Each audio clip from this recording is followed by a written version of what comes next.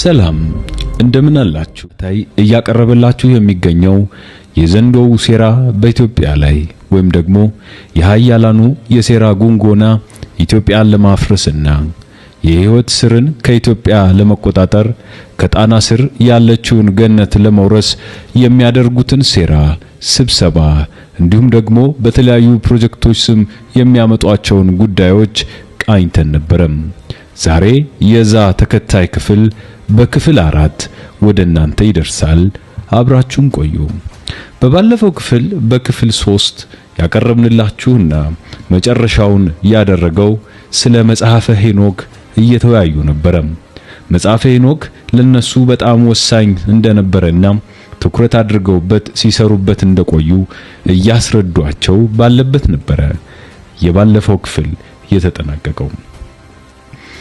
የዛሬው ክፍል የሚጀምረው መጽሐፉ ለምን ኢትዮጵያ እንደተገኘና በመጀመሪያው የመጽሐፍ ቅዱስ ቋንቋ ወይም ደግሞ የክርስትና ቋንቋ ግዕዝ ለምን እንደተጻፈ የሚያብራሩትና በተለይም መጽሐፈ ሄኖክ እንዴት በነጮች እጅ እንደገባ ተንተን ተደርጎ የሚታይበት ይሆናል። አብራችሁን ቆዩ። መጽሐፉ ለምን እዚያ እንደተገኘና የተጻፈበት ቋንቋ ምንና እንዴት እንደነበር ጠይቀሃል ሲል የአሜሪካው መሪ ቀጠለ። የተጻፈው በግዕዝ እንደሆነ ከላይ ገልጫለሁ። አዎ መጽሐፉ የተጻፈው በገነት ቋንቋ ነው። ባለሳድስ በሆነውና ለመጀመሪያ ሰው ለአዳም ተብሎ በተዘጋጀው ባለ 7 ተነባቢ ፊደላት ባሉትና 26 ሆሄያት በያዙት ፊደልና ቋንቋ ነው የተጻፈው። ኢትዮጵያውያኑ ግዕዝ ይሉታል። ይህ ቋንቋ ሃይማኖታዊ ቋንቋ አልነበረም። የዓለም ሕዝብ ወይም የሰው ልጅ ሙሉ ቋንቋ የነበረ ነው። ቋንቋዎች ሲከፋፈሉም መነሻቸውን ግዕዝ አድርገው ነው። ቋንቋ ከመከፋፈሉ በፊትም ሆነ በኋላ የኢትዮጵያ ብሔራዊ ቋንቋ ሆኖ የቆየ ነበር። በዓለማችን በአሁኑ ሰዓት ብቸኛ የግዕዝ ቋንቋ ተጠቃሚዎች ኢትዮጵያውያንና ጥቂት ኤርትራውያን ብቻ ናቸው። ከ19ኛው መቶ ክፍለ ዘመን ጀምሮ ግን ያን ቋንቋ በሌላ ተክተው የግዕዝ ዘርን ሳይለቅ በታደሰ ቋንቋ ለውጠውታል። አምሃሪክ ይሰኛል። አሁንም ብሔራዊ ቋንቋቸው ይኸው አምሃሪክ የሚባለው ነው። ፊደሉ ያው የግዕዙ ፊደል ሆኖ 34 ያህል ሆሄዎች አሉት። በዚህ ምክንያት ብዙዎችን የግዕዝ ጽሑፎች ወደ አምሃሪክ እንዲተረጉሟቸውም ተደርጓል። ሁሉም የግዕዝ ሰነዶችም በእኛ ዘንድ ናቸው። ባጭሩ ቋንቋው እንዲጠፋና የኛ ሰዎች የሆኑት ብቻ ለምርምር እንዲጠቀሙበትም አድርገናል። እዚያው ኢትዮጵያ ውስጥም ከብዙዎች በጥቂቱ የኛ በሆኑ የቤተ ክህነት ሰዎች ብቻ ተወስኖ እንዲቀር ብዙ ሰርተናል እና የሄኖክ መጽሐፍ የተጻፈው በግዕዝ ነበር። ከዚያ በጥቂቱ የተበረዘውን ወደ አማርኛ ተረጎሙት። እነሱ ያን ከማድረጋቸው በፊት ግና ግዕዝን ይጠቀሙ በነበረ ጊዜ እኛ በዕብራይስጥና በግሪክ ተርጉመን በድንገት የተገኘ አስመስለን ሰው በማይበዛበት ጫካ ጣልነው። ተገኘ ተብሎ ጉድ ተባለ። በእስራኤልም እንደዚያ ነው ያደረግነው። ቀጥሎ ወደ እንግሊዘኛና ወደ ሁሉም ቋንቋዎች ተተረጎመ። እውነታዋ ግን እኛ ዘንድ ብቻ ናት። ያን ያደረግነው የተጻፈበት ትክክለኛ ጊዜ እንዳይታወቅና አወዛጋቢ ሆኖ እንዲቀጥል በሚል ነው። በጽር በቀድሞ ግሪክ ተገኘ የተባለው ከ1000 በዕብራይስጥ የተባለውም 2000 ምንም እያደረግን በሁሉም ቋንቋና በተለያየ ሀገር በተለያየ ዘመን የተገኘ አስመስሎ ከማምታታት የተሻለና የቀለለ ስራ አልነበረም። ያም ደግሞ ተሳክቶልናል። መጽሐፉ ኢትዮጵያ የተገኘበት ምስጢር ይፋ ላድርግ አሉና ጽድት ያለውን ሰፊ ስክሪን የእጅ ጣታቸውን ተጠቅመው ገለጥ ገለጥ ሲያደርጉት ጢጥ ጢጥ ጢጥ የሚል አነስተኛ ድምጽ እያሰማ ቆየም። የሚፈልጉት ቦታ ላይ ሲደርሱ ነካ አደረጉና የቪዲዮ ምስሉ እንዲጀምር አድርገው በእርጋታ ወደ ወንበራቸው መጥተው ተቀመጡ። ከፊል እይታቸውን ወደ ስክሪኑ ከፊል እይታቸውን ወደ ተሰብሳቢው አደረጉና ትንታኔያቸውን ቀጠሉ። የሚተነትኑት ነገርም በቪዲዮ ምስል ፍሰቱን ጠብቆ ለተሰብሳቢዎች በግልጽ መታየቱን ቀጠለም። መጽሐፉ ኢትዮጵያ የተገኘው በልጅ ልጁ ምክንያት ነው። በሄኖክ የልጅ ልጅ ማለቴ ነው። ከዚያ በፊት በወንድማችሁ በአሜሪካው መሪ እንደተገለጸው የሰው ልጅ በኢፍትሃዊነት በጥፋት ውሃ ሲጠፋ ከምድር ሰዎች ውስጥ እንደ ግለሰብ ብቻ የበላይ አካሉን አልተወም ነበርና ከነቤተሰቡ ተረፈ። ይህ የሄኖክ ልጅ የሆነ ኖህ የተባለ ግለሰብ ከቤተሰቡና ከምድር እንስሶች ጋር ከተረፈ በኋላ ሚዛናዊነት በጎደለው መንገድ የመጀመሪያው ሰው የተባረረበትን ምድር እንዲሰፍርበት ሰጠው። ይህ አባወራ ወደ ኢትዮጵያ ሄዶ ከጊዮን ወንዝ ምንጭ አቅራቢያ ባለ አንድ ተራራ ላይ ያርፋል። ይህ ሰው ታዲያ የሄኖክ የልጅ ልጅ እንደመሆኑ መጠን የአያቱን ዶክመንት በሙሉ በክብር ይዞ ነው ወደ መርከቡ የገባው። ከመርከብ ወጥቶ ኢትዮጵያ በተባለች ምድር ኑሮን ጀመረ። ሁለተኛው የሰው ልጅ ምዕራፍም በዚህ አባወራ አማካኝነት ይጀምራል። በዚህ አዲስ በሆነ ሁለተኛ የሰው ልጅ ምዕራፍ ወቅትም እዚያው ኢትዮጵያ ላይ ካሉ ከልጆቹ ጋር ኑሮን በማድረግ በርከት ያሉ የልጅ ልጆችን በልጆቹ አማካኝነት አፈራና አንድ ራሱን የቻለ ነገድ ሆነ። ነገዶቹንም አሰባስቦ በበላይ አካሉ ትእዛዝና ኃይል የተሰራውን መርከብ መጠኑን አሳንሰው ነገር ግን አመሳስለው እንዲሰሩ አዘዛቸውና ሁለት ተመሳሳይ መርከቦችን መስራት ቻሉ። ከዚያም ሴም፣ ካም፣ ያፌት የተባሉትን ሶስቱን ልጆቹን ከበላይ አካሉ በተሰጠው ትእዛዝና መመሪያ መሰረት በሶስት አቅጣጫ በታተናቸው። ሴምን የመጀመሪያውን የራሱን መርከብ ሰጥቶ ከነነገዱ በቀይ ባህር በኩል እንዲሄድ መራው። ካምን ከአዲሱ ስሪት አንዱን መርከብ በመስጠት የአባይን ተፋሰስ ይዞ በምዕራብ በኩል የአሁኗን አፍሪካ እንዲይዝና እንዲራባ ወደ አፍሪካ ምድር ሸኘው። ያፌትን ደግሞ የቀረውን ሌላ መርከብ ሰጥቶ በህንድ ውቅያኖስ ቆርጦ እንዲያልፍ አዘዘው። እነዚህ ሶስት ነገዶችም 50 ዓመት ባልሞላ ጊዜ ውስጥ ዝግጅታቸውን አጠናቀው አባታቸው ሲተርፍ ያደረገውን አይነት የእንስሳ ክፍፍልም አድርገው መርከባቸውን በሰውና በእንስሳ እያጓጓዙ ወደ ተመሩበት አቅጣጫ ተሰማሩ። በዚህ አይነት የነገድ ስርጭት መሰረትም ሴም አውሮፓንና መላው መካከለኛ ምስራቅን ያዘ። ካም ደግሞ ድፍን አፍሪካን ተቆጣጠረ። ያፌት መላው ሩቅ ምስራቅን ያዘና ህይወት ቀጠለ። ኖህ ግን እዚያው ኢትዮጵያ ተወስኖ ቀረ። በጊዮን ማዶ ወዳለች ስፍራ ተጎዚሞ በዚች ቦታ አንዲት መንደር ሰርቶ ሲኖር ቆየና በዛው አረፈ። የልጅ ልጆቹና አሽከሮችም ቀበሩት። ልጆቹን ሲሸኝ ከሱ ጋር እንዲሆኑ ያስተረፋቸው ከሶስቱም የተውጣጡ ትውልዶችም ነበሩ።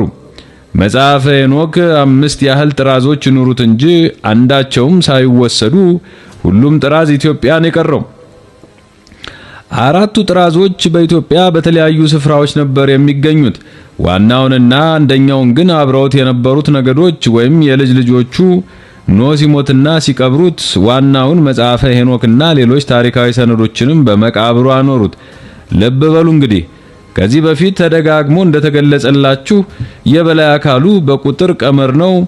ልብ በሉ እንግዲህ ከዚህ በፊት ተደጋግሞ እንደተገለጸላችሁ የበላይ አካሉ በቁጥር ቀመር ነው ዓለምን ያዛት። መንፈሳዊ አሰራሩ በሙሉ ከቁጥር ቀመርና ከግዕዝ ፊደላት ጋር በፍጹም የተያዘ ነው። የኛም ልዑል በቁጥር ቀመር እንደሚመራ ታውቃላችሁ። ስለዚህ የጥፋት ውሃ የተከሰተው በ1656 ዓመተ ዓለም ነበረ። ሰው በተፈጠረ በ1656ኛው ዓመቱ የጥፋት ውሃ ደረሰ። ከ5500 ዓመት በኋላ በ1656 ወይም ደግሞ በ1656 ዓመተ ምህረት ከዓለም ሕዝብ ተሰውሮ የኖረው የኖህ የመቃብር ቦታ ሊገኝ ችሏል። በ1656 ዓመተ ምህረት ደግሞ አንድ የኢትዮጵያ ንጉስ መቃብሩ ላይ ቤተ መንግስት ገነባበት። ይህም የምታዩት የቤተ መንግስት ህንጻ ግንባታው የተጠናቀቀው ደግሞ በ1656 ዓመተ ምህረት ነበር። የጥፋት ውሃ የመጣው ደግሞ በ1656 ዓመተ ዓለም ከሆነ ክርስትና እስኪመጣ ድረስ የነበረው ዘመን 3844 ዓመታት ይሆናል። ከክርስትና በኋላ እንደ አዲስ አንድ ተብሎ መቆጠር ከተጀመረ ጊዜ አንስቶ ይህ ህንጻ እስከተገነባበት ድረስ ያለው ጊዜ ደግሞ 1656 ነው። የነዚህ የሁለቱ ዘመኖች ድምር 5500 ዓመት ይሆናል ማለት ነው።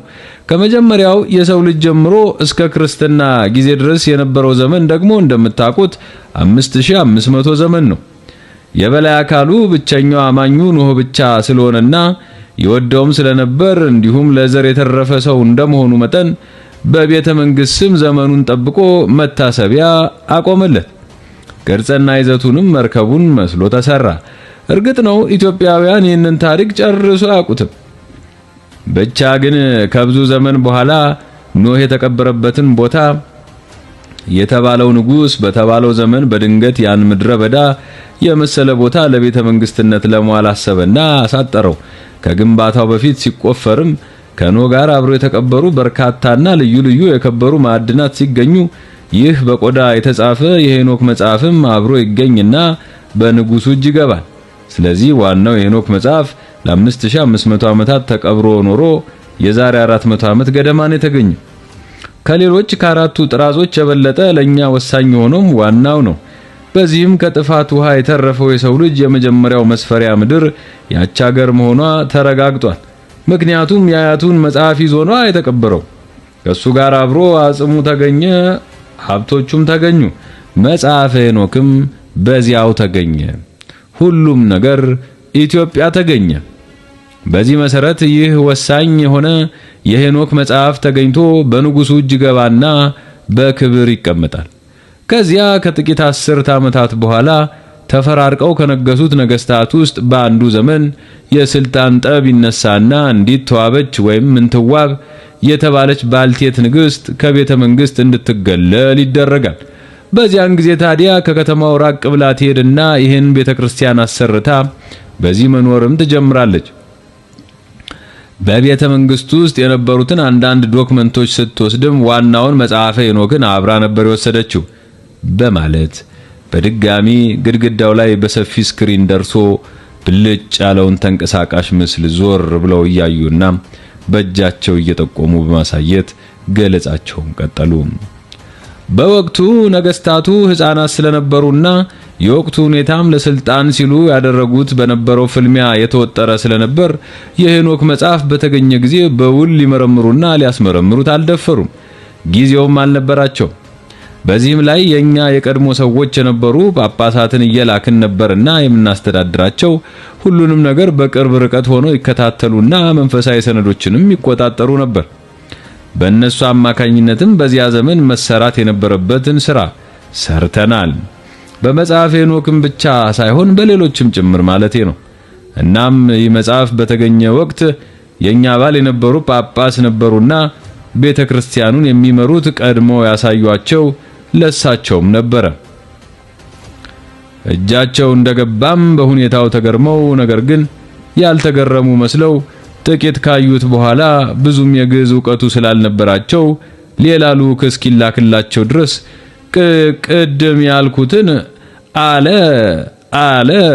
አለ የሚሉ ቃላቶችን ብቻ በተን አድርገው ማስታወሻ ያዙና ግራ አጋብተዋቸው ቆዩ። በወቅቱ ወስደው ማስቀረትም መደበቅም ማቆየትም አይችሉም ነበርና ነው የመለሱት። ቀስ በቀስ ይህንን መጽሐፍ በወቅቱ የነበሩ ጥቂት ኢትዮጵያዊ የቤተ ክህነት ሊቃውንት እንዳዩት በእጃቸው እየጻፉ 3 ያህል ኮፒዎችን መጠረዝ ቻሉ። እነዚህን በእጅ ተጽፈው ኮፒ የተደረጉ መጽሐፈ ሄኖኮችንም ሌክ ታና ወይም ደግሞ ጣና በተባለው ሐይቅ ውስጥ ይገኙ ወደ ነበሩ ገዳማት ለሌሎች ላኩላቸው። ዋናውና የመጀመሪያው መጽሐፍም እዚያው ተትቶ በንግስት ዋበች ወይም ምንትዋብ በተሰራውና ቁስቋም ተብሎ በሚጠራው በዚህ ቤተክርስቲያን ውስጥ መጽሐፉ ተቀምጦ ቆየ። ወዲያውም የኛ ጳጳስ መረጃውን ለቀድሞ አባላቶቻችን ተንትኖ ሲገልጽ ወዳጅ አድርገን ይህን ሰው ላክ ነው። ጄምስ ብሩስ ይባላል። የስኮትላንድ ተወላጅ ሲሆን የዩናይትድ ኪንግደም ባለውለታ ነው። ይህ ሰው በእንግሊዟ ንግስት ታዞና በቂ በጀትም ተመድቦለት ነው ወደ ኢትዮጵያ በመሄድና የወቅቱን ነገስታት በመገናኘት አብሮ ማዕድ ከመካፈል አልፎ ታማኝ ወዳጅ ተባለና ሹመትም ተሰጠው። ከ1770 ዓመተ ምህረት ጀምሮም ለ7 ዓመታት ጎንደር በተባለችው መንደር በምትገኘው ቁስቋም ቤተክርስቲያን ውስጥ ኖረ። ያን ያህል ጊዜ የኖረባት መኝታ ቤቱ እቺ ክፍል ነበረች። ብሩህ አእምሮ የነበረው ሰው ነው በእውነቱ። የልዑላችን የቀድሞ አባል እንደመሆኑ መጠንም ብዙን ስራ ሰርቷል። በአጭር ጊዜ ውስጥ የቋንቋቸውን ሰዋሰው አውቆና ተረድቶ ከነሱ በላይ ሊቅ ሆኖ ተገኘ። እናም ዋናውን መጽሐፈ ሄኖክና ሌሎችንም ገልብጦ ወደ ሐይቁ የተላኩትንም ቦታው ድረስ ሄዶ ሰርቆ ማጣረስ ያለበትን አጣርሶ ለነሱ የሚቀረውንም አስቀርቶ ተመለሰና ለኛ ሰዎች አበረከተላቸው። ግዕዝን በራሱ ጥረት ከነሰዋሰው ያጠና የመጀመሪያው የአውሮፓ ሰው ይህ የምትመለከቱት ጄምስ ብሩስ የተባለ የቀድሞ አባላችን ነው። በዚህ ሰው አማካኝነትም ኢትዮጵያውያን ንቀው የተውት ወሳኝ ሰነድ ሳይቀር እጃችን ገባ። በዚህ አይነቱ ታሪካዊ ሂደት ነው የሄኖክን መጽሐፍ ኢትዮጵያ ውስጥ ሊገኝ የቻለው። በዚህ አይነት መንገድ ነው እኛ እጅም ሊገባ የቻለው ነው መልሱ። ከዚያ ተተረጎመ። ስለዚህ መጽሐፈ ሄኖክ በግዕዝ ተጽፎ ኢትዮጵያ ውስጥ ተገኝቶ እኛ እጅ መግባቱ ብቻ አልነበረም ጥቅሙ። የሄኖክ መጽሐፍ ኢትዮጵያ ተገኘ ማለት የሁሉም መንፈሳዊ ነገርና አጠቃላይ የሰው ልጅ ታሪክ ኢትዮጵያ ላይ ነው ማለት ነው የሚለውንም ተረድተንበታል። ይህም ቢሆን ከልዑላችን ተሰውሮ አልነበረም። ወደፊት በደንብ እንደምገልጸው በሰው መሰራትና በራሱ በልዑላችን መሰራት ያለበት ነገር ስላለ ነው። ስለ ሄኖክም ሆነ ስለ መጽሐፈ ሄኖክ ኢትዮጵያውያኑ በትክክል ምንድነው የሚያስቡት ብለህ ጠይቀሃል። መልሱ አንድ ነው። ምንም ነው መልሱ። ከምንም የተሻለ መልስ ካስፈለገ ስለ አፈ ታሪክነቱ ሊያስቡ ይችላሉ። ከዚህ ያለፈ ነገር ግን የለም። ምሁሮቻቸውም ቢሆኑ ባስተማርናቸው መሰረት ዘመናዊ ያጠናን ዘዴን ያልተከተለ ይሉሃል እንጂ ሊመረምሩት አይደፍሩም። በዚህ ዙሪያ ማናችሁም ብትሆኑ አትስጉ። አይደለም ስለ መጽሐፈ ሄኖክ አሁን እየተነጋገርን ያለውን ይህን ጉባኤ አንድ ኢትዮጵያዊ ቢታደምበትና ሰምቶ ቢነግራቸው ሊሉት የሚችሉት አንድ ነገር ነው። ተረትን በተረት የማጠንከር ልፋት ይሉታል እንጂ ሊቀበሉት አይችሉም። ከእናንተ ሀገር ዜጋ አንድ ነጭ ይህን ጉባኤ ታድሞበት አይደለም እንዲሁ አሽቶ ቢነግራቸውና ቢጽፍላቸው ግን 100% ይቀበሉታል አሉና በዝምታ ጥቂት ጎርደድ ካሉ በኋላ የሰፊውን የጠራ ስክሪን እንደ ኩራዝ መብራት እፍ ብለው አጠፉት። ይህንን አድርገውም ካባቸውን እየጎተቱ ወደ ወንበራቸው ተመለሱና ተቀመጡ። ተቀምጠውም ጃፓን ሲሉ ጀመሩ። ኢትዮጵያውያን ገነት ሀገራቸው ውስጥ ስለመኖሩ አያውቁም። በጣት የሚቆጠሩ የቤተ ክህነት ሰዎች ግን ፍንጩ አላቸው። ነገር ግን በማስረጃ እንዲያረጋግጡ ከፍተኛ ስራ ስለሰራን አያውቁም ነው መልሱ። እርግጥ ነው የቀድሞቹ ኢትዮጵያውያን ገነት ሀገራቸው ላይ እንደነበረች ጠንቅቀው አውቀው ነበር። ከ18ኛው መቶ ክፍለ ዘመን በኋላ ያሉት ግን አያውቁም፣ ሊያውቁም አይችሉም። ያወቁት የቀድሞቹ ግን በጥቂትም ቢሆን ይችን ዩኒቨርስ እስከ ማዘዝ ደርሰው ነበር። ነፍሳትን፣ ዝናብን፣ ደመናን ወዘተ መቆጣጠርም ችሏል። ያም ቢሆን ለተራ ሃይማኖታዊ መኮፈሻነት ከመገልገል ባለፈ ለሌላ ነገር አልዋሉትም። ሌላ ሊሉትና ሊያደርጉት የሚችሉትም ነገር አልነበረም። ኢትዮጵያ አሳዛኝ ፍጥሮች ያሉባት ሀገር ናት። ዜጎቿም አይደማመጡም። ቅናተኞችና ተንኮለኞች ናቸው። ሐሜተኞችም ጭምር ናቸው። አንድ ሰው ተነስቶ እውነትን ቢነግራቸው የተበለጡ ስለሚመስላቸው አምነው ለመቀበል አይደፍሩም። እንበልና የዚህ ዘመን ወጣት ትውልድ አንድ ነገር አውቆ ሊነግርና ሊጽፍ ቢሞክር ታላላቆችና ሽማግሌዎች ኮርኩሞ ያባሩታል እንጂ ሊሰሙት አይችሉም። ሰፊ ጥናት አድርገን በደረስንበት ውጤት መሰረት ዜጎቹ አይከባበሩም። እርስ በርሳቸው ነው በጣም የሚናናቁት። በማንነታቸውም ያፍራሉ። በራስ መተማመን የላቸውም። የሰውን እንጂ የራሳቸውን እውነት የመቀበልና የማመን ባህል ፈጥሞ የላቸው። እኛና የኛ ሰዎች የነገርናቸውን ብቻ ያለማመንታት ይቀበላሉ። ለዚህም ሲባል ብዙ ስራ ስንሰራ ቆይተናል። አሁንም እየሰራን። በዚህ በእኛ ጥረት ላይ የገዛ ባህሪያቸውን ሲጨምሩበት ደግሞ ስራችንን ማፍጠንና ማቃለል ችሏል። ስለዚህ ስጋት አይግባህ። የኢትዮጵያ ሕዝብ ሊነቃ አይችልም። እንዲያውም ከነጭራሹ የበላይ አካሉን ህልውና የሚጠራጠሩ ህዝቦች የበዙባት ሀገር ኢትዮጵያ የሆነች ነው። ዘመናዊ ትምህርት የቀመሱት ዜጎቿም በዚህ ነው አዋቂነታቸውን የሚያሳዩት። የማያዳምጥና የራሱን ወገን ለመተቸት የራሱን እውነት ለማንቋሸሽ ተዘጋጅቶ እየጠበቀ የሚኖር ህዝብ እንዴት ሊነቃ ይችላል ብለን እናስባለን? እንዴትስ ሊመራመር ይችላል? ኢትዮጵያውያን አይምሯቸው በሙሉ ለተረትና ለትችት ወይም ለማይገባ ንግግር እንጂ መቼም ቢሆን ለእውነት ልባቸውን ከፍተው አያውቁም። ስለዚህ እርሳቸው እንደሌሉም ቁጠራቸው። የነሱ ተጽዕኖ ፈጣሪ የሚባሉ ሰዎችን አባል አድርገናል ወይ ነው ዋናው ጥያቄ። መጠነኛ ሳቅን የሚጋብዝ ነው። የኢትዮጵያን ተጽዕኖ ፈጣሪዎች እኮ የሚባሉት እነማን ናቸው? እኛ እኮ ነን። ነጭ ቆዳ ቀለም ኖሮህ ወደ እነሱ ከሄድክና ጥቂት ጊዜ አብራቸው ከኖርክ አንተ ራስህ ተጽዕኖ ፈጣሪ ሆንክ፣ ንጉሳቸው ትሆናለህ። 7000 ዓመት ሙሉ ታቅፈውት የኖሩትን የማንነት ታሪክ አንተ ጃፓኑ ዛሬ ብትሄድና ከነሱ ጋር አንድ ሳምንት ቆይተህ አጠናው ብለህ ጥናታዊ ጽሑፍ ብታወጣ ያን የ7000 ዓመት ታሪክ ጥለው አንተን ይቀበሉሃል። ስለ አንተ ይጽፋሉ። ምሁሮቿም አንተን ጠቅሰው ያንተን ግኝት ወደ ማስተማር ያልፋሉ። የትምህርት ስርዓታቸው በማግስቱ ይቀየራል። የሚቀይሩትን ያንተን የጃፓኑን ጥናት ለማካተት ነው እንጂ አጥርተውና አምነውበት አይደለም። አንድ የራሳቸው ሰው ግዕዛቸውን መሰረት አድርጎ አንዳች የምርምር ውጤት ቢያቀርብና ቢጽፍ ግን የትችት ናዳ ይወርድበታል እንጂ ሰሚ አያገኝም። ግዕዙን ጠቅሶ የጻፈና ያስተማረም እንደኋላ ቀር ነው የሚቆጠረው።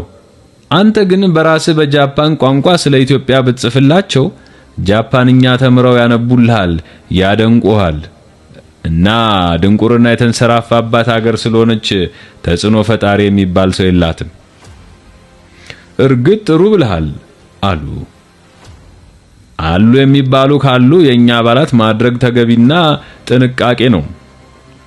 እሱም መነሻ በማድረግም እንዲያው ተጽዕኖ ፈጣሪ የሆነው ሳይሆን አንዳንድ የቀሩ ዶክመንቶችንና ቅርሳቅርሶችን በገፍና በነጻነት እናገኝ ዘንድ በሚል እንዲሁም ከፍተኛ ቁጥር ያለውን የኦርቶዶክስ ሃይማኖት ተከታይ የሆነውን ሕዝብ እንዲያሳክርልን በሚል በቅርቡ የሞተውን ሊቀ ጳጳስ ዋና አባላችን አድርገው ነበር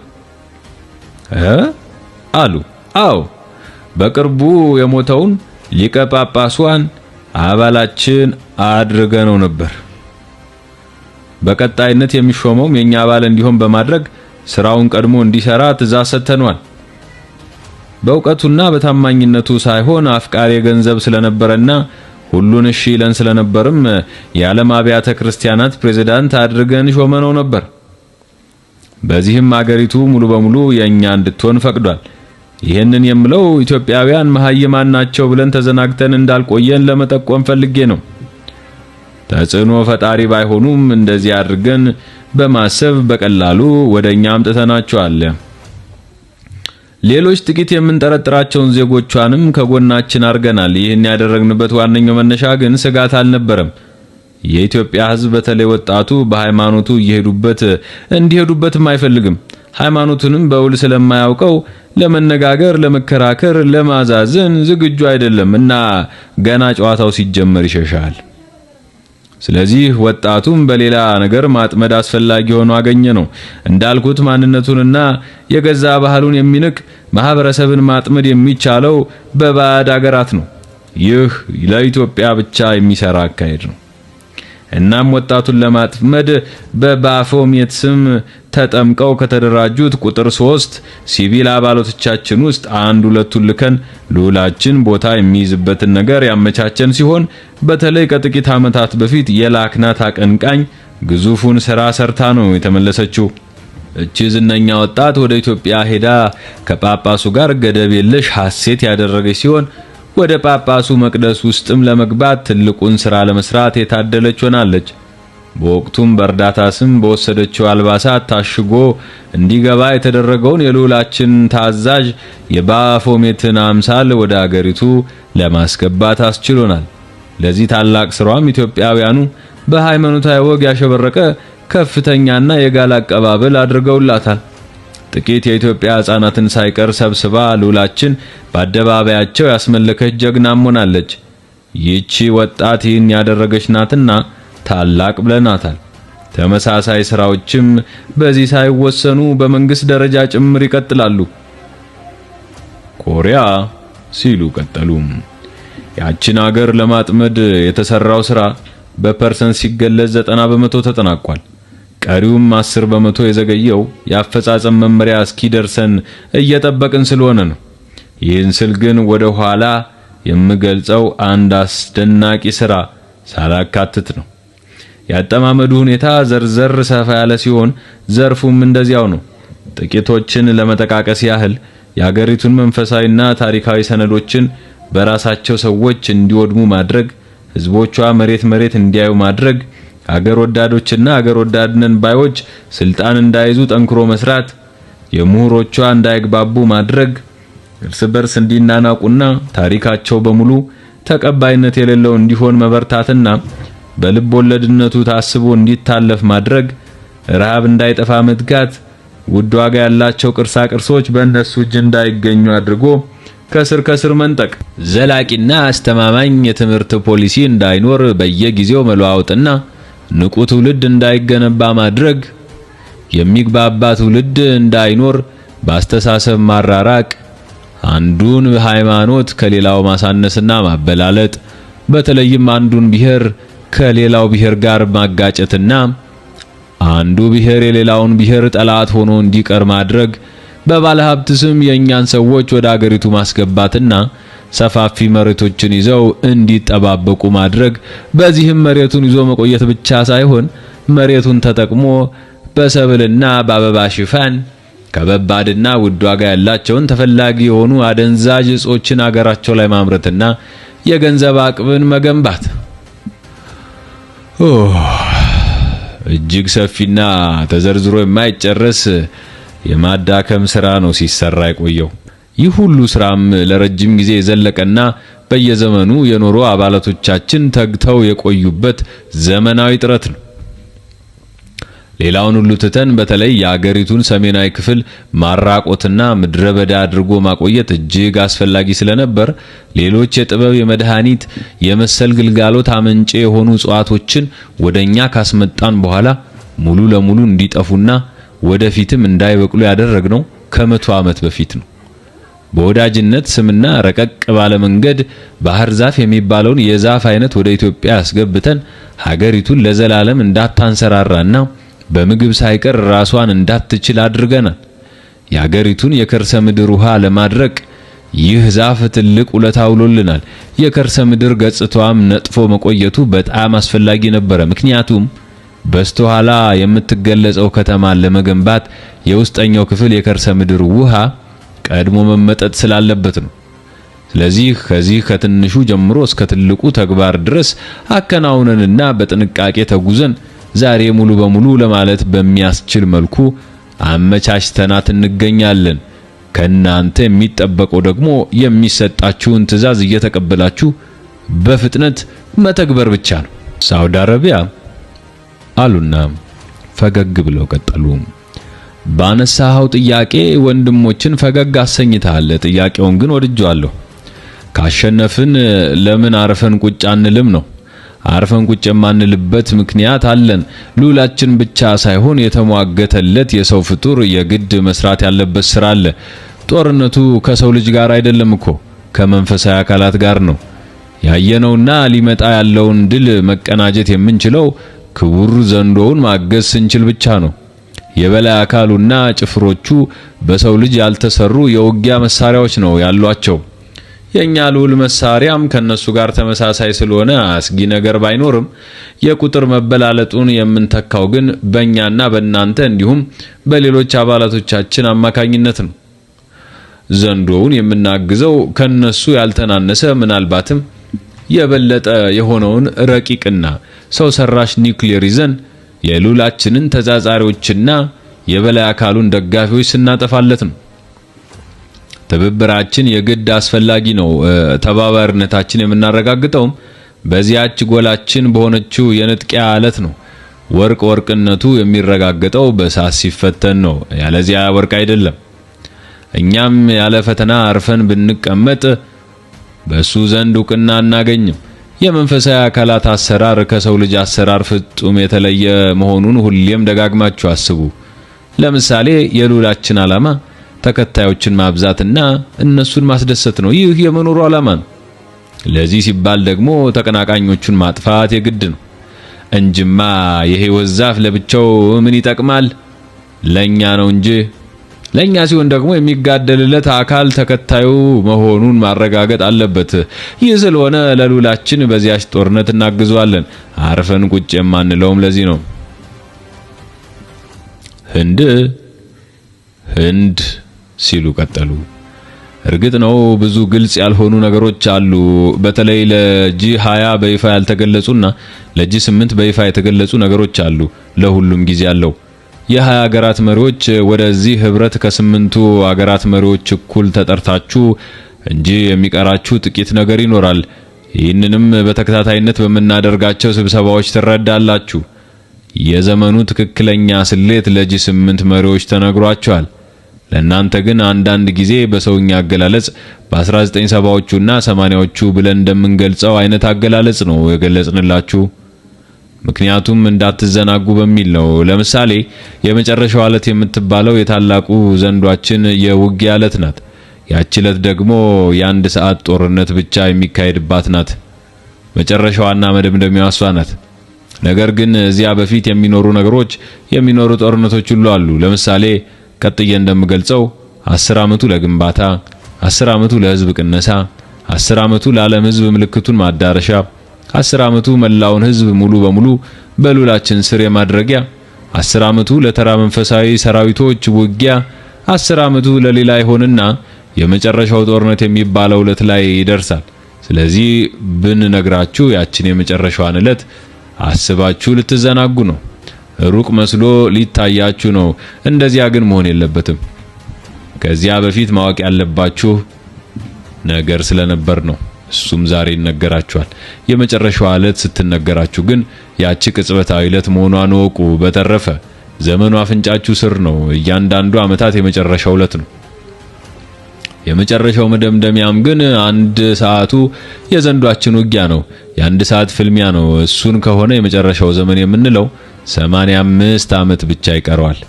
የፍጻሜው ሙሉ ሂደት ግን ያን ያህል ዓመታት አይቆይም። ከ85 ዓመት በኋላ የምትደረገው የፍጻሜው ውጊያ ለማሳመርና ድሉን የኛ ለማድረግ የሚካሄደው ፍልሚያ ግን ከዚያ ቀድሞ በቅርቡ ይጀመራል። ልብ በሉ። ከዚያ በፊት ወይም ከዛሬው ዕለት ጀምሮ እያንዳንዱ ዕለት የመጨረሻው ዕለት እንደሆነች አስቡ። ዘመኑ አፍንጫችሁ ስር እንዳለም በዚህ በተሰጣችሁ ጥበብ መረዳት ትችላላችሁ። ይህን ጥበብ ከናንተ በፊት ያገኙ ሆኖም ፍጻሜው ሳይደርስ በሞት የተለዩ አባላቶቻችን ነበሩ። እነርሱ ግን ከዚህ ቀደም በቃል እንደገለጽንላችሁ ሥጋይም ሞቱ እንጂ እንደምታዩዋቸው ሕያው ሆነው ከድል በኋላ ሊሾሙ ተዘጋጅተው እየተጠባበቁና ይህንንም ጉባኤ እየተከታተሉ እንደሆነ በዚህ ተረዱና ከስጋት ነፃ ሁኑ አሉና ግድግዳው ላይ ያለውን ሰፊና የጠራ ስክሪን በተጠቀሙበት ሆነው ያወራ ጣታቸው የመሃል ጣታቸውን በማፋተግ በፈጠሯት ጣህ የምትል ድምጽ አበሩት። በእውነት የማይታመን ነበር። ወዲያው የሞቱት የቀድሞ 2 የቫቲካን ጳጳሳት በተፍለቀለቀ ገጽታ የንጉሠ ነገሥት ዙፋን በመሰለው ወንበር ላይ ጥቋቁር ካባቸውን ለብሰው ተቀምጠው አሳዩአቸው። ከዚያም ክቡራትና ክቡራን በክፍል 4 ኢትዮጵያን ለማፍረስ የዘንዶ ሴራ በሚል እያቀረብንላችሁ ያለው በመረጃ የታጨቀ ዘገባ የዛሬው ይሄን ይመስል ነበር። በክፍል 5 በሚቀጥለው ጊዜ እንቀጥላለን። የኛ ቤተሰብ ስትሆኑ ቻናላችንን ላይክ፣ ሼር እና ሰብስክራይብ በማድረግ ለሌሎችም በማጋራት የኛ ቋሚ ወዳጅ እንድትሆኑ ፍቅራችሁንም በዚሁ እንድታሳዩን በአክብሮት ነው የምንጠይቃችሁ። ለዛሬው የነበረን ይሄን ይመስል ነበር። በቀጣይ ተንተን አድርገን በሌላ ክፍል እንገናኛለን። በያላችሁበት ሰናይ ጊዜ፣ ሰናይ ቆይታ ይሁንላችሁ። ሰላም ሁኑ።